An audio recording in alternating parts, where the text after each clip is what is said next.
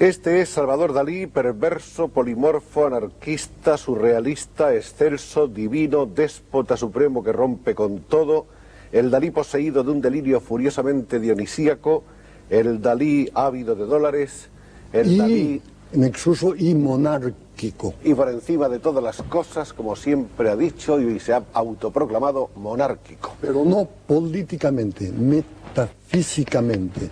Para mí la monarquía es la prueba de la validez del ácido desoxirribonucleico, o sea que desde la primera célula viviente hasta la última, todo se ha transmitido genéticamente, pero no políticamente, porque soy apolítico total. O sea, si saliera un partido monárquico, nunca quisiera participar en ese partido. ¿En un partido daliniano acaso? Tampoco. En absoluto. No estaría dispuesto. Cada día soy más antidaliniano. A medida que me admiro más, encuentro que soy una real catástrofe.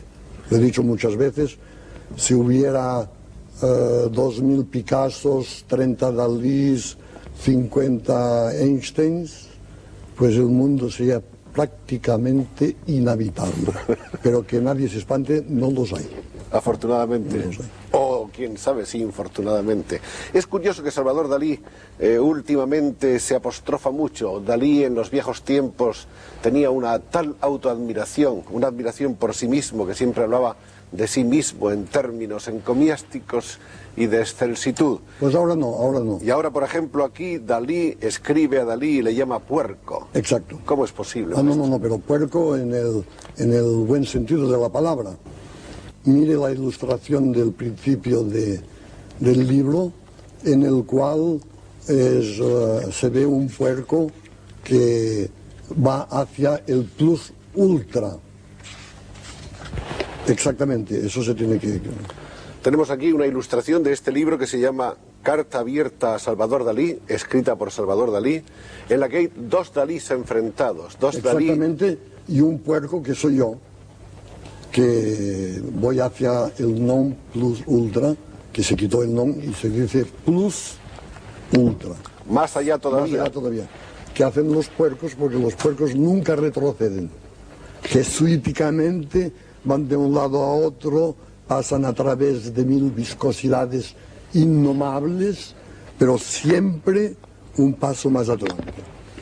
Es curioso que a Salvador Dalí le conoce el mundo entero como pintor y sin embargo pienso que sus obras literarias son realmente importantes. ¿No habrá más un escritor que un pintor en Salvador Dalí?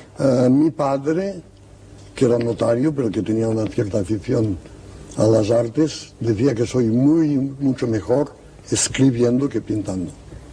Y seguramente es verdad, porque los pintores somos muy burros en general. En cambio, los escritores son mucho más inteligentes. Y si yo fuera menos inteligente, pues indiscutiblemente pintaría mucho mejor. El padre de Salvador Dalí, notario en Figueras, es un personaje que figura naturalmente inscrito, no ya desde antes en la biografía de Salvador Dalí, sino que diríamos también que es una constante a lo largo de su vida. ¿De qué manera el padre de Dalí y Dalí han sido al mismo tiempo gentes que se han amado y que se han odiado? Es el mito de Guillermo Tell. Mi padre me expulsó de la familia después de los desastres que tuve en la Escuela Real de San Fernando, sobre todo a propósito de un incidente, un consejo de disciplina. Vino el momento de examinarme de Historia del Arte, hicieron aquello de las bolitas, y a mí me toca Rafael. Entonces me dirijo al tribunal y digo, no me puedo examinar, porque yo, Dalí, sé tanto sobre Rafael, mucho más que los 3 profesores juntos, que no puedo examinarme. Y me echaron de la Real Academia de San Fernando. Y todas esas cosas, naturalmente, a mi padre le apesumbraban enormemente. Y ahí empezó entonces la discrepancia padre-hijo. Exactamente. Hasta expulsarme de la familia. Pero llegó luego la reconciliación en algún momento. Al final de su vida, sí. Pero la cosa que le hizo más mal efecto probablemente fue que no podía escribir con ortografía. Entonces una vez escribí la palabra revolución con 4 faltas de ortografía. Porque empecé que la revolución puse 2 R's normalmente. Después la B no era la que tenía que ser. Después en medio sentí que me tenía que parar un poco, ¿no? Que tenía que, entonces puse una H. En fin, y acabé con una T. Y entonces mi padre se metió en la cama y dijo, este chico, pase lo que pase, tiene que morir cubierto de piojos. ¿Qué hubiera pasado si no hubiera sido que mi esposa Gala, que es de Stalingrado, no de Stalingrado, pero que es rusa y tiene la fuerza de una batalla de Stalingrado, se puso a protegerme y ella hizo mi éxito mundial. Pero de todas maneras un cierto complejo de Edipo sí ha venido arrastrando en su vida Salvador Dalí. No, yo he tenido el mito de Guillermo Tell.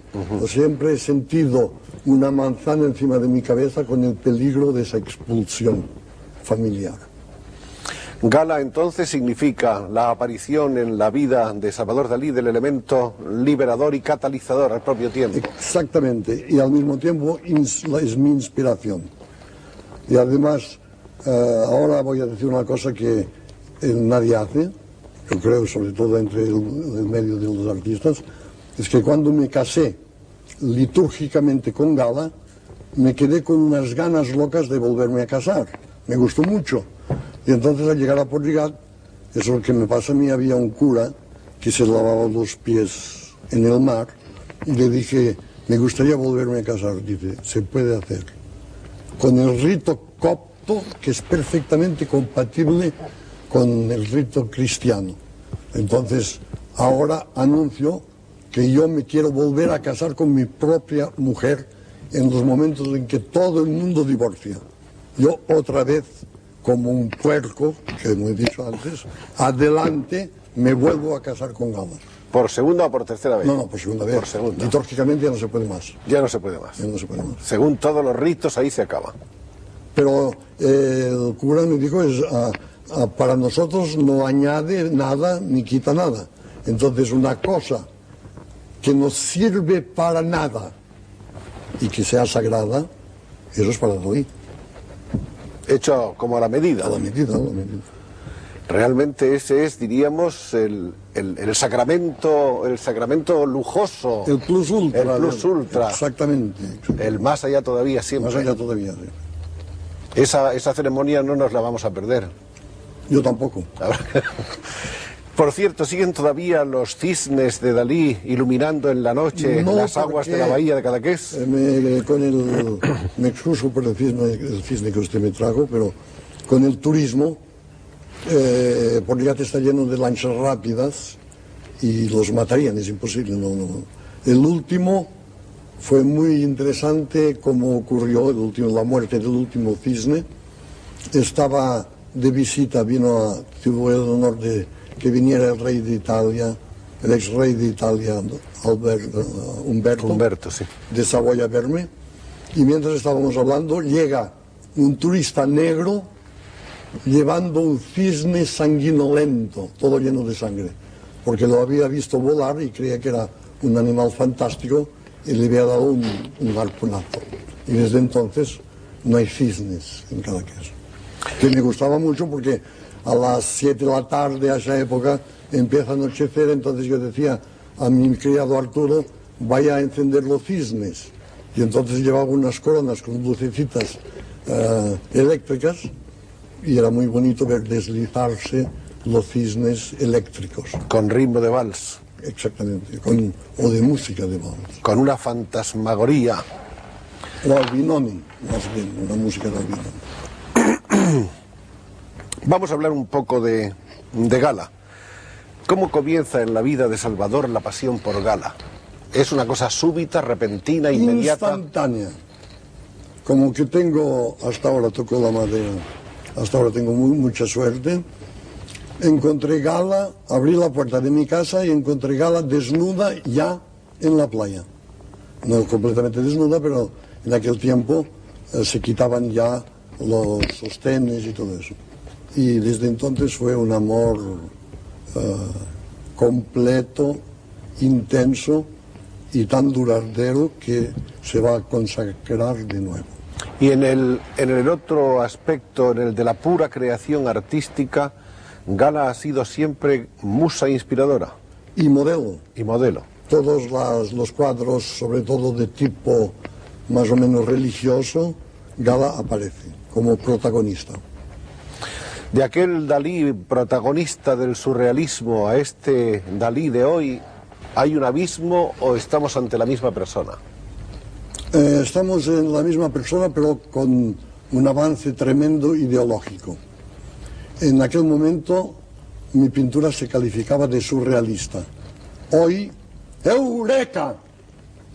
He encontrado mi pintura. Esa pintura se llama hiperrealismo metafísico, que son los cuadros que estoy haciendo para dar al Museo Dalí en Figueras.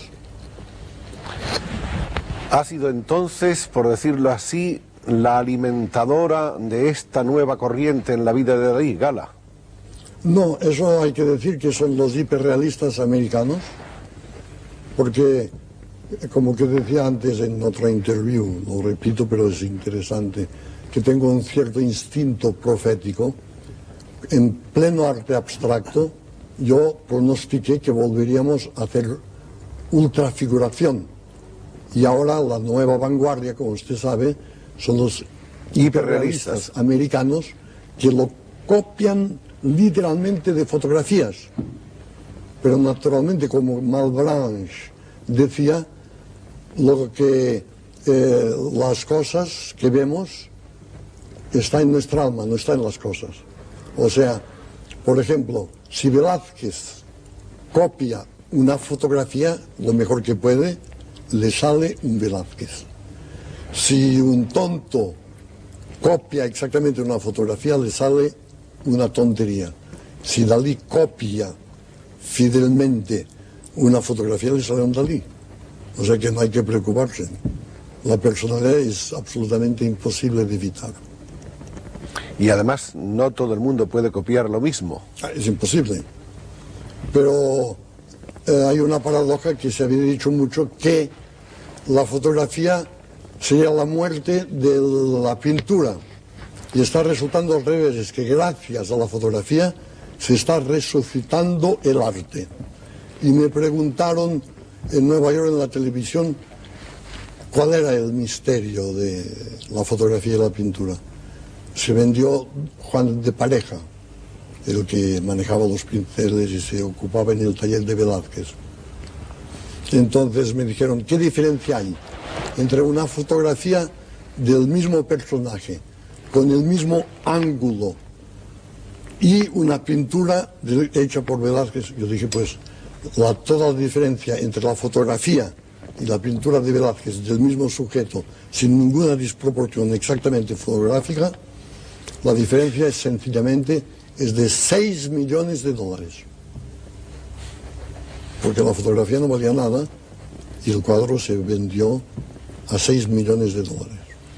¿Siguen los dólares siendo una cosa tan importante para usted? Para mí cada vez más. No los dólares, sino el dinero en general. Porque para mí el dinero es la mística. Y además lo devuelvo todo al pueblo español a través del Museo Teatro Dalí de Figueras. O sea que todo lo que poseo y todo lo que Gala poseo lo regalamos al pueblo español sin diferenciación de ninguna clase de política. ¿Quiere decirse que es como una fundación? Es una cosa un poco más compleja, pero de todas maneras el resultado es este. Volvamos a hablar de... Tengo que decir además que eso es importante, que el oro siempre tiene un valor místico. Yo no sé ni lo que tengo, ni las bancas donde están, ni nada. Pero en la Edad Media, todos los místicos, incluso nuestro sublime Raimundo Lulio, quería siempre transmutar la materia vil en oro. O sea que la única manera de aurificar, de espiritualizar la materia vil es aurificándola, transmutarla en una cosa preciosa. El oro así ha llegado a transformarse en algo más que alguna pasión puramente de atesorar. En absoluto no sé dónde está ni llevo nunca dinero. Una vez me encontré en Nueva York en el mismo taxi con Onassis y en el momento de pagar ni él ni yo teníamos 5 céntimos en el bolsillo, tuvimos que volver atrás al hotel para que nos pagaran el coche. Para mí el dinero tiene un valor puramente mágico y simbólico. Me parece que hace muchos años, en los años lejanos de su juventud, usted dijo que había que mover y agitar el árbol de dinero para que eyaculara su lluvia de oro. Exacto. De usted se ha dicho que es un ávida dollars, ¿no? Es un anagrama que Bretón André hizo Breton. el honor de hacerme, pero lo hizo pejorativamente. Pero se equivocó, porque cuando se habla de dólares en América les gusta más que a nadie. Entonces, al contrario, les gustó mucho llamarme así. Hay una serie de hechos de su vida a los cuales pasa usted revista en esta curiosa correspondencia consigo mismo, como es, por ejemplo, el famoso escaparate de la Quinta Avenida de Nueva York. Sí, ese es vale la pena de que se lo cuente. Esa es una historia que se ha contado de muy diversas maneras y me gustaría oír la versión auténtica. Pues la versión auténtica es de que en aquel momento el surrealismo estaba de moda en Nueva York. Y los escaparates, el Bonita, el más lujoso de la Quinta Avenida, me pidieron de hacer 2 escaparates surrealistas. Entonces yo me pasé toda la noche trabajando, el uno se llamaba El Día, el otro La Noche, y había cosas realmente horrendas. Había teléfonos en forma de langosta, había sobre todo una bañera peluda, doblada de astracán, en fin, indescriptible. Había un traje afrodisíaco lleno de pipermín y moscas, etcétera, etcétera, etcétera. Entonces yo muy contento, el día siguiente voy a ver el resultado, veo que me han cambiado el escaparate. Entonces pido qué ha pasado y dice que había demasiado gente que lo miraba y que lo han tenido que... El éxito era excesivo. Lo excesivo, como siempre en mí. Entonces yo dije que lo tenía que volver a poner, que sí, que no hablaba inglés, que me habían ya pagado mi cheque, que no tenían para qué cambiar nada. Entonces me se ocurrió una cosa, entrar en los 2 escaparates y a patadas rompí todos los maniquís y después cogí la bañera. La bañera peluda. La bañera peluda y la quise volcar para dejar inutilizable el escaparate con el agua que había. Pero la bañera rompió el cristal, un inmenso cristal, y entonces... Y salió a navegar por la Quinta Avenida. Opté para saltar a través del cristal, que la policía que me cogió enseguida me dijo, eso es muy peligroso porque si se cae, después se cae un pedazo que me hubiera podido guillotinar fácilmente. Entonces Gala llorando, todo el mundo desesperado, mi abogado llega y me dice lo mejor es ir a la cárcel inmediatamente, porque conozco un juez que va a juzgar los delitos de esa tarde, que es muy buena persona. Entonces me metieron a las 8 de la tarde en una especie de jaula ignominiosa, toda llena de borrachos y de gente que me querían pegar, en fin.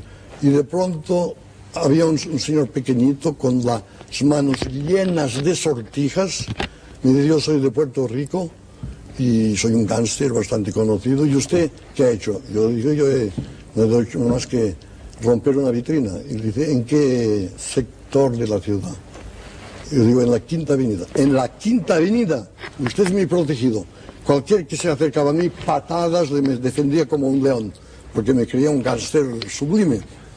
Y entonces pasé de eso a ser juzgado. Había el clásico juez con el pelo blanco, escuchó lo sucedido y dice, Dalí ha cometido un acto demasiado violento, ha roto un cristal que vale $60, lo tiene que pagar, pero todo artista tiene el derecho de defender la integridad de su obra hasta las últimas consecuencias y queda libre. Entonces el día siguiente todas las primeras páginas y todos los artistas de Hollywood diciendo, a nosotros nos pasa lo mismo, hacemos una película que se tienen que suicidar y los hacen un matrimonio fastuoso. En fin, me volví un héroe inmediatamente. ¿Es suerte encontrar un juez así? No, la suerte es que no hice daño a nadie que pasaba por la calle en aquella hora, porque si hay un herido, me expulsan, me lo dijo el propio abogado, me expulsan de los Estados Unidos. Esa ha sido una de las muchas cosas, digamos, extravagantes y sui generis que ha hecho Dalí en su vida, sí, violentas. La más violenta es esta. Y la más clásica, porque hay siempre soy excéntrico y concéntrico, la más clásica es un día que fuimos a ver juntos con Jean Cocteau, que tenía mucho el esprit francés, el más refinado, fuimos a ver juntos el Museo del Prado. Y al salir en el Ritz había una especie de conferencia de prensa y preguntaron a Cocteau, si se hubiera quemado el Museo del Prado, ¿qué hubiera salvado usted? ¿Qué se hubiera llevado usted? Yo ya vi lo que iba a decir porque era un plagio de una cosa de un griego. Y dijo, mirándome a mí, quieren decir eso, Dalí no puede hacer mejor, pues yo me hubiera salvado el fuego. Y se quedó mirándome. Entonces, naturalmente, los periodistas me dijeron, ¿y usted, señor Dalí, qué se hubiera llevado, qué hubiera salvado? Y entonces yo, como que soy un poco teatral, hice ver que reflexionaba un poco, ya lo tenía pensado, y dije, pues Dalí se llevaría nada menos que el aire, y específicamente el aire contenido en las Meninas de Velázquez, que es el aire de mejor calidad que existe. Y naturalmente, como que el fuego no es un elemento pictural y el aire es el protagonista de la pintura, el propio Cocteau cogió dos pajas de cóctel y se los puso en forma de bigote, inclinando la cabeza. Hemos llegado así sin darnos cuenta al bigote.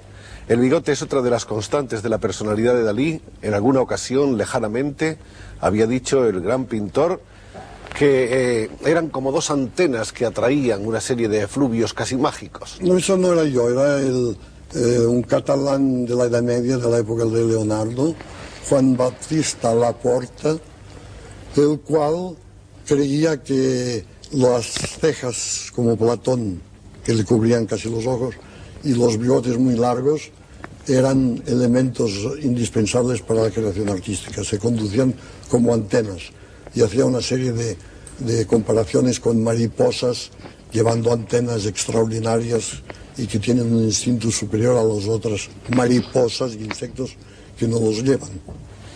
¿Usted ha notado alguna vez diferencias cuando las puntas de su famoso bigote no están lo suficientemente enhiestas? No, en absoluto, en absoluto.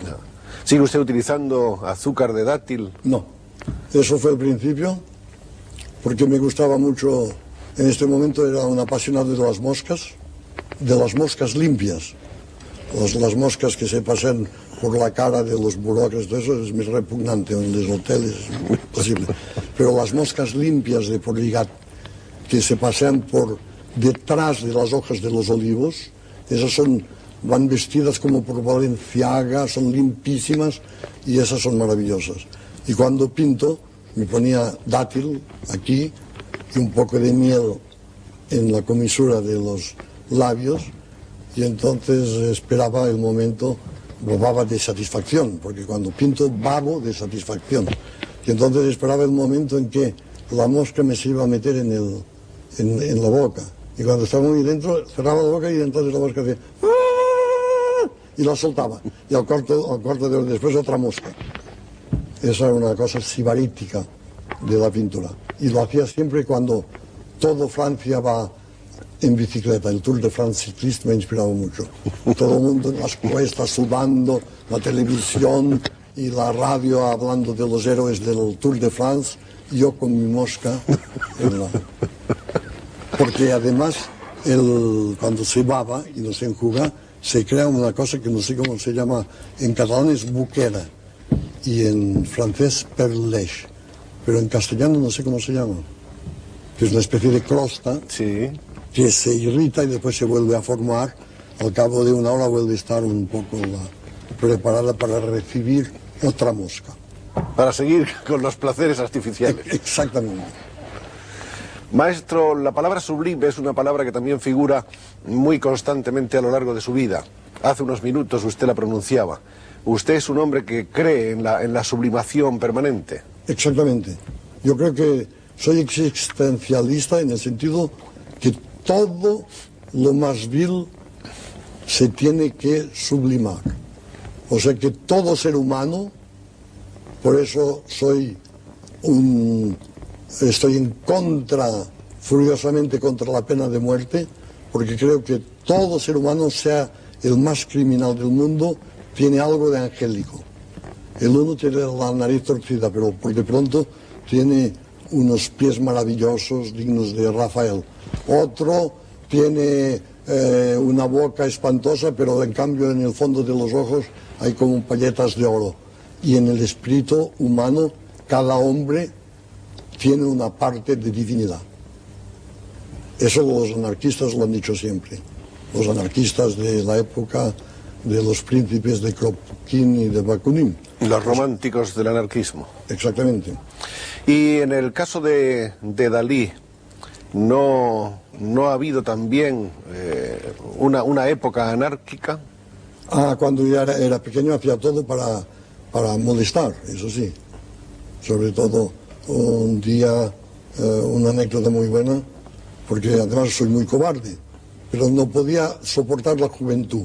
Y los niños satisfechos de ellos mismos me repugnaban mucho. Y había uno que estaba con pan, chocolate, pancho sin pensar nada, como un tonto.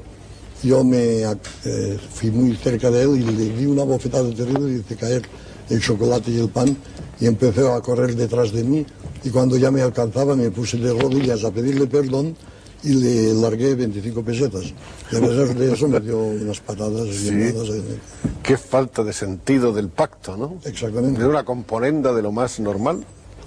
Yo te pego, pero te pago, ¿no? Exactamente. Sí, sí. Maestro Dalí. Eso me ocurrió en París también y fue un lío terrible porque delante del café de la ópera un taxista me derribó, me empujó por el suelo. Sí. Me revolcó por el suelo, yo me levanté y le di 300 francos. Y había la policía y no comprendía por qué le había, porque dijo, no me ha hecho daño, no me ha matado, pues estoy muy contento. Vengan al cuartelillo a explicarse, aquí hay un misterio. No podía comprender que un señor un taxi lo derriba de una propina. Es que hay gente que no entiende nada. Y Dalí casi nadie. Y a Dalí casi nadie. La prueba es que yo mismo, hace 40 años que estoy escribiendo para ver quién soy, aún no lo he logrado. No. Quizá usted esta noche. Lo vamos a lograr con un poco de suerte, nuestros amables espectadores y nosotros. Hay, aparte de esas anécdotas más o menos excéntricas y algunas violentas, como esta que usted ha relatado, hay otras que son también, por decirlo así, clásicas, pero que en cambio tienen otro significado y que son casi como evangélicas, como por ejemplo una famosa conferencia que usted dio con una barra de pan.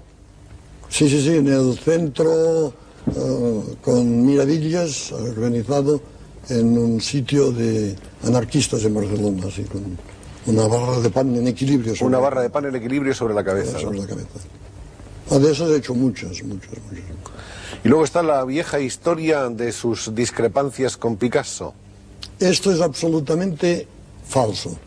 Los periodistas se han siempre entojado, porque nuestras pinturas son completamente distintas, a creer que estamos reñidos. Es todo lo contrario. Picasso, que es un ser muy generoso, fue el único que me prestó dinero para irme a América. Y ahora se acaba de encontrar un documento que será sensacional, se va a exponer en Londres, en el cual hay la colaboración en un grabado de Picasso con Dalí, lo que no ha hecho con ningún otro artista. O sea, era un diálogo, él me daba la plancha, con una silla, por ejemplo, un poco antropomórfica, y yo el día siguiente le añadía 2 huevos fritos. Entonces él, encima de los huevos fritos, ponía una espiga de maíz. En fin, es una cosa hecha en colaboración. ¿Fueron ustedes entonces buenos amigos? Muy buenos amigos, y cuando se abrió el Museo Picasso en Barcelona, yo regalé, me parece, 50 grabados y Gala un collage magnífico que está allí. ¿Piensa usted que... Y se acuerda que cuando yo vine a España, lo primero que dije que forma parte de nuestro patrimonio y que no nos importa un pito si es comunista o no, y que tenía que regresar a España.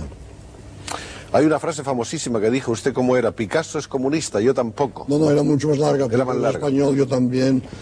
Picasso es un genio, también. Picasso es comunista, yo tampoco. Y entonces parece que Picasso dijo una cosa muy bonita. Dijo, parece que Dalí me tiende la mano, pero de momento no veo más que la falange de la mano. Y es absurdo, porque yo nunca he sido falangista, ni mucho menos, ni he pertenecido a ningún partido político, nunca en mi vida. ¿Es usted hombre de muchos o de pocos amigos? De ningún amigo. ¿Ni uno? Ni uno. ¿Porque no les deja usted llegar o porque ellos no son capaces de hacerlo? No, porque toda mi pasión está en el amor que tengo por Gala y no tengo sitio para más. Ahora los aprecio y muchas veces incluso les hago regalos, pero una amistad que no me pudiera pasar, eso no. ¿No es usted egoísta entonces? ¿Cómo? Egoísta, ¿no es usted? No, porque Gala sustituye todas las pasiones. Al contrario, yo mismo cada vez digo que soy un pintor detestable, que es un poco también, un poco comedia eso, porque cuando se dice que pinto mal, entonces hay gente que dice, hombre, tampoco está mal como eso. Hablando un poco de su pintura, que naturalmente es lo más importante que la gente conoce de usted, está siempre, de cualquier modo, dentro de una fidelidad a lo clásico. Cada vez más. Cada vez más. Y cada vez más Velázquez. ¿Y su vieja predilección por Rafael? Menos, mucho menos, y mucho más los tres son Velázquez, Rafael y Vermeer. Y naturalmente Velázquez es el genio supremo y después viene el holandés, el Vermeer de Del. ¿Trabaja usted mucho ahora? El doctor Puigvert me recomendó de trabajar, pero no mucho, y entonces me se ha ocurrido de pintar nada menos que la Capilla Sixtina de Miguel Ángel en mi museo. O sea, trabajo más que nunca. Eso nos hace recordar que usted ha estado recientemente con quebrantos de salud y creo que a todos nos gustaría saber que está usted restablecido plenamente o en vías de estarlo. No, estoy mejor que antes. Y el doctor Puigvert, que es un genio, me ha dicho que dentro de poco estaré mucho mejor. O sea, una segunda juventud. ¿Tiene usted previstos sus viajes habituales a París, a Nueva York? Lo mismo, siempre lo mismo. O sea que el calendario continúa... Continúa lo mismo. Este año vine más pronto porque me encontré mal y enseguida quise estar en Barcelona, en la clínica. ¿Qué significa para usted ese anhelo de perfección técnica en su obra? Porque una vez un crítico dijo, el defecto de Dalí es de que es demasiado perfecto. Y entonces yo le respondí, la perfección no se obtiene nunca, que es lo mismo que dijeron a Velázquez, y le dijeron, el rey le dijo, parece que se dice mucho que usted no hace más que cabezas. Y después es un gran honor porque en mi vida no he visto nunca una cabeza bien pintada. Y después le salió con Breda y con Las Meninas y con esos cuadros que realmente... Aparte de todos esos happenings que usted ha protagonizado en París y en tantas otras capitales del mundo, en las que ha hecho a lo mejor demostraciones de una gran velocidad pictórica, manejando pintura y pinceles y objetos más o menos surrealistas o abstractos y estrafalarios, la verdad es que tengo entendido que usted es más bien un pintor lento, meticuloso. Sí, como una pequeña cocinera. Yo cuando era pequeño quería ser, no cocinero, quería ser cocinera. Y ahora después quise ser Napoleón, después quise ser Dalí. Ahora quisiera ser Dalí, pero aún no lo soy. Pero soy una buena cocinera de la pintura al óleo. De sus años infantiles, ¿cuáles son los recuerdos más entrañables que conserva todavía, que tienen raíces en su corazón? Los más entrañables son los que datan de cuando Dalí vivía en las entrañas de su propia madre. La vida intrauterina. Exactamente, porque yo tengo recuerdos perfectos de mi vida intrauterina y parece que Casanova también los tuvo. Y el doctor Freud, cuando lo vi en Londres, me los confirmó. O sea, yo veía y veo unos huevos fritos maravillosos sin el plato, huevos en el plato sin el plato, con los bordes fosforescentes que se agrandan, que se encogen, que son realmente imágenes del paraíso perdido, que es el paraíso de antes de nacer. El paraíso se pierde cuando se viene al mundo. Sobre todo si hay un trauma de tipo de asfixia o de dificultad. Por eso los suicidas casi siempre son gente que nació de una manera imperfecta y quieren volver al paraíso perdido, que era el coloidal total de los jugos maternos. ¿Su nacimiento fue traumático? No, parece muy feliz. ¿Ha sentido usted celos alguna vez de alguna persona de la familia? Nadie, soy el hombre menos celoso de todos. O sea, siempre me quieren, o pone que no me gusta tal pintor, me gustan todos en general, pero hay ciertos que me gustan más, naturalmente. ¿Y en la familia está usted más cerca de su madre que de su padre? Yo creo que mi padre me impresionó mucho más, porque mi padre era ateo y muy exaltado, y entonces empecé a creer que la cuestión de la religión era cosa más bien de las mujeres, porque mi tía y mi hermana, en fin, las mujeres iban sobre todo mi madre iba a misa. Y ahora es el contrario, ahora cada día soy un poco como Buñuel, cada día me acerco más, yo creo, a la fe, que es una gracia de Dios. Usted y Buñuel protagonizaron juntos una etapa histórica con dos películas, de la muerte, el perro andaluz y La Edad de Oro, ¿no es esto? Exactamente. Esas dos películas fueron como la explosión del surrealismo en la vía cinematográfica. Pero fue realmente una colaboración, porque también los críticos dicen Dalí hizo eso, Buñuel eso, y quieren dar méritos al uno al otro, y es absolutamente falso. Fue una colaboración fraternal absolutamente de compenetración total entre los dos. O sea, yo iba a decir una cosa y él iba a decir la misma. En algunas de las cosas que se han escrito sobre usted y en algunas de las cosas que usted ha escrito sobre sí mismo, se ha dicho que ha habido siempre una relación con su padre un poco curiosa, en el sentido de que él representaba para usted un poco Moisés y Júpiter al mismo tiempo. Exactamente, el poder absoluto. Era un tirano y al mismo tiempo era No, era muy bueno, pero cuando se enfadaba, sus gritos, casi todo Figueras se enteraba, porque gritaba mucho. Y eso me hacía una impresión enorme. Pero sin embargo luego era tierno con usted. Sí, me quería muchísimo, muchísimo. Pero quería que fuera notario, después que fuera agricultor, y al final el profesor Núñez, al que debo toda mi técnica, le convenció que fuera a la escuela de San Fernando en Madrid. Es inevitable que hablemos de un hermano anterior a usted y que murió. Sí, murió de meningitis y parecía que daba pruebas de una gran inteligencia. Y entonces eso creó un mito que el doctor Pierre Romaguera ha escrito un libro, o le está escribiendo, sobre los dioscuros. O sea que me hicieron una cosa muy buena y muy terrible al mismo tiempo. Mi familia me llamó el mismo nombre que el hermano muerto, Salvador. Y entonces yo estaba terrificado, tenía el terror de ese hermano muerto, y para diferenciarme del hermano muerto tenía que cometer todas esas excentricidades para afirmar constantemente que yo no era el otro hermano muerto, que yo era Dalí, el Dalí vivo. ¿El nombre cree usted que de alguna manera le ha marcado el llamarse Salvador? El hecho que el otro se llamaba Salvador. Eso sí, seguro. Pero independientemente de eso no ha significado nada en especial. Francisco Pujols ha dicho que Salvador, como su propio nombre lo indica, está destinado a salvar la pintura moderna de la confusión y del caos.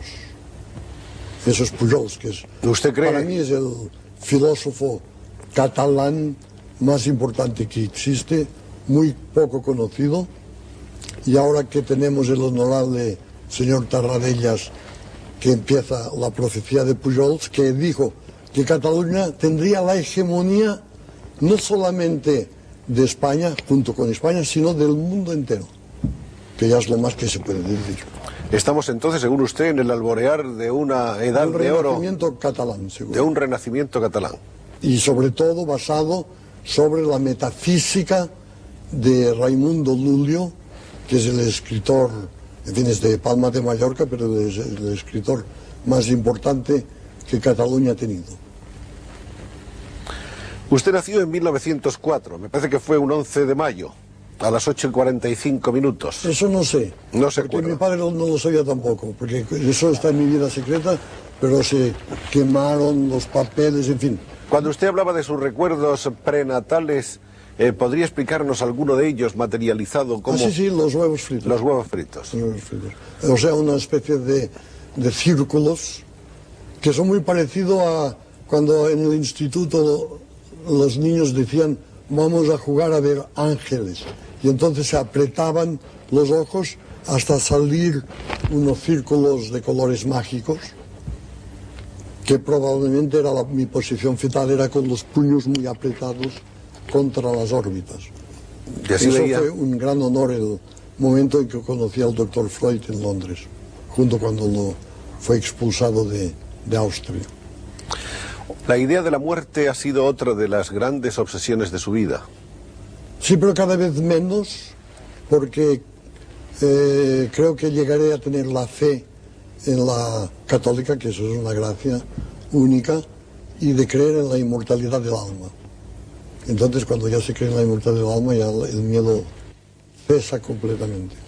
Es curioso que el primer Dalí de que se tiene noticia fuese precisamente un autorretrato, pintado en 1914 y que creo que se llamó Niño Enfermo, Exacto, sí.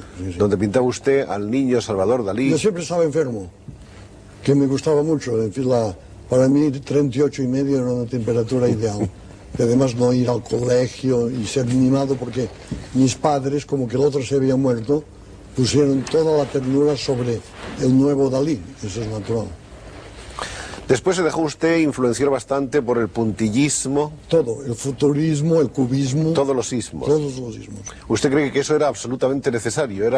Era una necesidad vital para Dalí Total, de atravesar información. por todos esos Por todo, estadios todo. informativos. ¿Y dónde está el más auténtico de los Dalís de esas épocas? Están en Figueras. Pero quiero decir, de esas épocas, el Dalí más puro, el más profundo, el más esencial, está en el surrealismo, está en el puntillismo. Yo siempre digo lo mismo, pero me equivoco. Está en mi último cuadro, que lo pinté durante 4 meses, y es Dalí pintando a Gala reflejados en un espejo. Y eso, por el mismo precio, es un cuadro estereoscópico.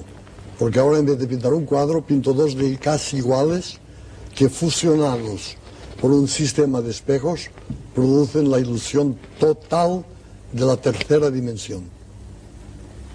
Ese cuadro Está en el Museo Dalí. está en el Museo Dalí. ¿Y se va a quedar en el Museo Dalí? Sí. No está hecho para que No. viaje. No. Yo creo mucho que la gente que se moleste, que vaya allí a verlo. Porque hasta ahora usted pintaba 1 o 2 cuadros al año, 4 o 5 meses por cuadro, y el resto del tiempo lo dedicaba usted a sus viajes, a sus exposiciones, a ver a los marchantes y generalmente a traerse para acá importantes cantidades de dólares para engrosar sus cuentas. Ahora es todo, se especializa en enriquecer el museo. Todo está centrado Entrar en el museo, es en el mi museo. obsesión actual. ¿Y cómo definiría usted su museo en este momento, tal como está ahora? Pues es un museo inacabado y que nunca será acabado, y que cada semana hay cosas nuevas y desconcertantes. O sea, la obra de arte no es tanto las obras de arte que contiene, sino el museo el mismo en tanto que objeto imperialista y surrealista. Recuerdo cuando Federico García Lorca le dedicó a usted una oda inolvidable. En la revista de Occidente. Oh, Salvador Dalí, de voz aceitunada. Bella oda. ¿Le impresionó a usted eso o en ese momento lo encontró como un homenaje de amistad más que otra cosa? No, yo creo que es uno de los poemas buenos. En aquel momento, justamente, es cuando conocí a Gómez de la Serna, que se va a publicar porque yo era muy tímido, pero por timidez le recité un verso en catalán de Joan Salvat Papasseit, que decía, como decía, en fin, una cosa de un marinero, en fin, no me acuerdo ahora de cómo era, pero acababa con la palabra terra, y eso le impresionó mucho, no comprendió nada, pero le impresionó mucho. Y la prueba es de que muchos años después he sabido que su obra última era un libro que no pudo acabar a causa de su muerte. Sí, cantaria cançons com els marins de guerra i portaria els pantalons acampanats de baix. Ni els meus sabrien quan tornaria a terra. Entonces Ramón de Gómez de la Serna me miró y le gustó, pero no comprendió absolutamente nada. Pero quedó clavado mi personalidad de tal manera que ahora sale el libro de Ramón. Este es el libro, el último libro de Dalí por ahora, Dalí por Ramón Gómez de la Serna, un libro que quedó inédito y que consta de 3 partes. Ilustrando un poco. Este libro une 2 nombres gloriosos de la cultura española, los del escritor Ramón Gómez de la Serna y el pintor Salvador Dalí. Y hay una serie de ilustraciones realizadas exclusivamente para este libro por Salvador Dalí. Es un libro bellísimo, como puede verse, donde están 2 genios juntos, porque no cabe duda de que Ramón era un genio de las letras, era un inventor, un renovador. Las greguerías son maravillosas. Le dije una que no era mía, que eso un poco, pero tampoco dijo que era de quién, era de, en aquel momento los poetas eran magníficos, estaba el Federico, estaba Alberti, estaba Garfias, que se murió, y tenía un poema que yo le dije también a Ramón, que decía: las esquinas de las calles son de papel y pasan las golondrinas doblando y desdoblando esquinas. Y eso dice, eso es una greguería, me pareció. Era muy Ramón de Gómez de la Serna. O sea que yo no, en el fondo no he hablado nunca más que le he hecho efectos y han dado resultado. Es curiosa esta colaboración en el tiempo, a través de los años y de unas vidas tan ricas y de la desaparición de Ramón, este reencuentro en el tiempo de Dalí. Yo no lo vi, cuando volvió a España no lo vi. Yo no lo vi, quizá lo he visto 4 veces en mi vida, y siempre en el Café Pombo, con don Ramón del Valle Inclán, era una tertulia maravillosa. Volvamos a Federico. ¿Qué significaba esa amistad de Federico y usted desde su punto de vista personal? Pues es la más grande que he tenido. Cuando hablo de amistad es la más grande que he tenido, no hay ninguna duda. Él tenía una especie de sensibilidad especial también para la pintura.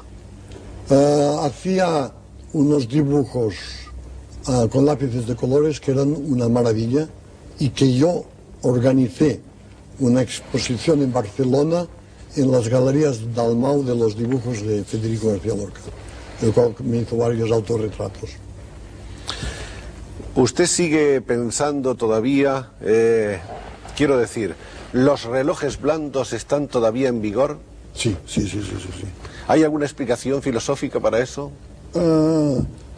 Muy importante, pero que produjo un muy mal efecto cuando vinieron 3 jesuitas franceses y me dijeron: ¿por qué hace relojes blandos? Dijo: porque es la carne de Cristo, porque es como queso, como el camembert la angustia del camembert del espacio. Y entonces se fueron un poco preocupados. Y al cabo de una semana me mandaron una carta que Fray Luis de León, nombrando los nombres de Cristo, lo compara al queso, a las virtudes de coagulación del queso. Entonces subí en prestigio en los jesuitas. ¿Cómo ve usted la vida moderna, Salvador, este mundo en que estamos? Es muy glorioso de vivir los días. Yo me hubiera preferido, de una manera egoísta, el Renacimiento italiano. Pero como que soy un fanático de la técnica moderna y de la información, vivimos unos momentos realmente únicos en la historia de la humanidad. Sobre todo en biología y en física nuclear. Porque yo siempre procuro de tener amigos, en fin, amigos no, pero conocidos, que me informen de lo que pasa en el mundo científico. Y es realmente prodigioso. ¿A usted le interesa alguna parcela de la ciencia más que las otras? La física. La física. Y naturalmente la biología. Y el día que los biólogos se unan con los con la bioquímica y la física nuclear, entonces es lo que pasó a Heisenberg y a otros que tenían conocimientos de las dos cosas. Porque lo desgraciado de nuestros días es la monstruosa especialización de cada ciencia. O sea, el que sabe de física no sabe de pintura, el pintor no sabe de física, el biólogo muy poco de física. Todo está demasiado especializado. ¿La conquista del espacio qué le ha parecido a usted? Ha traído bastantes datos de información muy apreciables, pero yo no he creído nunca, en fin, el día que me traigan un extraterrestre, me levanto y le saludo con el sombrero, pero me molestaría mucho de pensar que hay vidas en otros planetas. Yo creo que vivimos en la Tierra y que la Tierra es el único planeta con el fenómeno maravilloso y único de la vida. Otro de los tres grandes nombres de la pintura española de este siglo es el de Joan Miró, que no hemos citado todavía. No lo he visto de hace mucho tiempo, pero lo admiro mucho. También los periodistas han querido decir que no, porque hace cosas distintas a las mías. Y es curioso porque a mí me interesa mucho más hablar o estar en contacto con la gente que piensa lo contrario de lo que yo pienso, que los que piensan lo mismo que pienso yo. Y España es un país de pintores maravillosos. Hay, además de Miró, está Tapias, que es un pintor magnífico, y uno de los que malogrados, que se murió, es ¿cómo se llama? Millares. Manolo Millares ha hecho 2 o 3 obras extraordinarias. ¿A dónde cree usted que va la pintura? Hemos pasado ya, hemos superado las épocas de la abstracción pura. Ya le he dicho, el hiperrealismo y ahora el hiperrealismo metafísico. Porque yo he logrado matemáticamente empezar el cuadro más atrás, haciendo un hueco en el cielo. O sea, más lejos que el horizonte físico. O sea, todo lo que está más lejos del horizonte físico es automáticamente metafísica.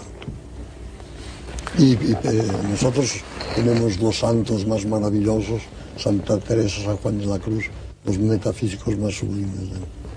¿Sigue usted haciendo joyas? ¿Con figuras más o menos reales? No. He hecho un Perseo, he hecho un Cristo. Y voy a hacer una Santa Teresa de Jesús, que está por terminar. ¿Esculturas de una pieza o múltiples? Una sola pieza. ¿De gran tamaño, de tamaño pequeño? No. Más o menos así. Pero muy acabadas y muy... Usted ha diseñado gran cantidad de joyas, ¿no?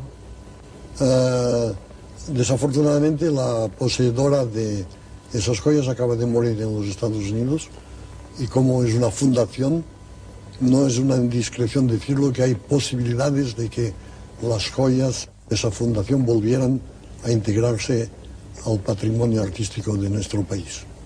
Incluso en el Museo Dalí. En un anexo, porque el Museo Dalí ya casi está repleto. Pues es una gran noticia. Gran noticia. Por eso se la doy. Muchas gracias. Bueno, maestro Dalí, le agradecemos mucho que después de tanto tiempo hayamos podido tener esta oportunidad de conversar un rato para los amables amigos de este programa. Y lo espero en el museo para que vea Iremos al el museo. hiperrealismo metafísico. Iremos un día al museo y además iremos con las cámaras para que usted nos muestre y comente para el pueblo español lo que usted quiera acerca de él. Muy bien. Muchas gracias. Encantado.